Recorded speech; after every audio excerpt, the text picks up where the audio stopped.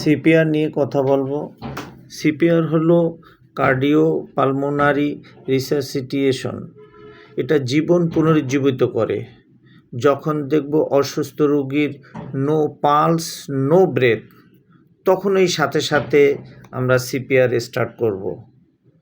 CPR start করার আগে তার মুখ খুলে দেব, এয়ারওয়েটা ওপেন করব, মাথা সোজা করব এবং বাঁ দিকে একটু কাত করে দিব। তারপর আমরা মুখের মধ্যে কোনো অবজেক্ট আছে কি না সেগুলো বের করে দিব। তারপর আমরা সিপিআর শুরু করব। খুব দ্রুত সিপিআর দিতে হয়।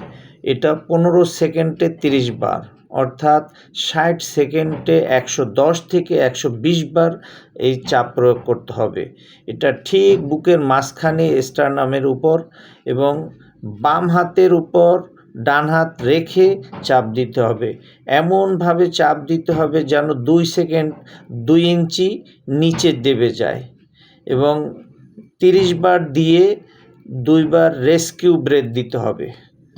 তার মুখে মুখ রেখে 2 বার অক্সিজেন দিতে হবে, যে তার শ্বাস প্রশ্বাস ফিরে আসে কি না সেটা দেখার জন্য। এবং